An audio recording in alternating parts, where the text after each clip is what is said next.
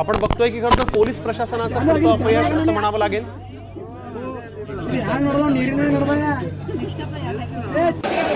नक्कीच 18 वर्षानंतर पहिल्यांदाच आरसीबीने खरं तर IPLची ट्रॉफी जिंकली होती आणि आपण बघितलं की आरसीबीचे फॅन्स होते त्याच्यामध्ये मोठा जल्लोष होता। जशी त्यांची टीम त्याची विजय रॅली निघणार होती त्याचं स्वागत करण्यासाठी आणि रॅलीत सहभागी होण्यासाठी हजारोंच्या संख्येने प्रेक्षक जे चाहते होते ते येणार असल्याचं याआधी स्पष्ट झालं होतं। पोलिसांनी तयारी देखील केलेली होती, मात्र कुठे ना कुठे पोलिसांची तयारी अपुरी पडलेली आपल्याला दिसून येते। 7 जे चाहते होते त्यांचा इथे मृत्यू झालेला आहे, तर अनेक चाहते हे जखमी देखील झालेले आणि त्यामुळे मृतांचा आकडा वाढू देखील शकतो अशी भीती इथे वर्तवण्यात येते।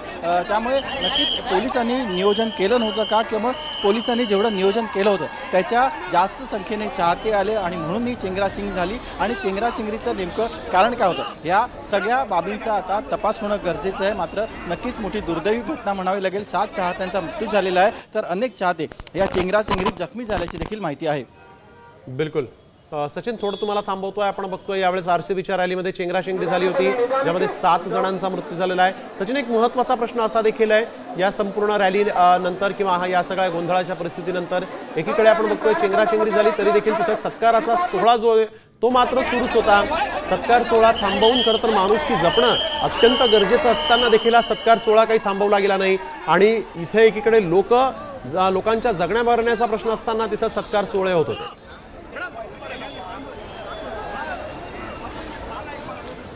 नक्कीच आपण बघितलं की 7 जणांचा मृत्यू झालेला आहे आणि असं असताना रॅली देखील पूर्ण करण्यात आली आणि त्यानंतर सत्कार सोहळा देखील पार पडला आणि कुठे ना कुठे असं करून जे मृतक आहेत जखमी आहेत त्यांच्या परिजनांवरती एक मीठ चोळण्याचा प्रयत्न इकडून टीमचं प्रशासन असेल किंवा इतरांकडून झालेला आहे का असा प्रश्न इकडे खरं तर उपस्थित झालेला आहे। 7 जणांचा मृत्यू झाल्यानंतर कमीत कमी जे सेलिब्रेशन होतं किंवा जो सत्कार सोहळा होता तो थांबवता आला असता, पुढे ढकलता आला असता, मात्र तसं काहीही न करता आपण बघतोय की रॅली पूर्ण करण्यात आली आणि त्यानंतर सत्कार सोहळा देखील इकडे तो देखील धूमधडाक्यात साजरा करण्यात आला। त्यामुळे नक्कीच जो काही इकडे निर्णय ज्या प्रशासनाने घेतलेला आहे त्या निर्णयावरती देखील जे दुर्दैव आहे ते जे चाहते आहे ज्यांचा या दुर्घटनेमध्ये मृत्यू झालेला आहे त्यांच्या परिजनांकडून व्यक्त करण्यात येते की अशा प्रकारे आमच्या परिजनांचा मृत्यू झालेला असताना ऐन रॅलीमध्ये चेंगराचेंगरी झालेली असताना अशा प्रकारे सत्कार सोहळा होतोय। त्यामुळे नक्कीच त्या सत्कार सोहळ्यावरती देखील एक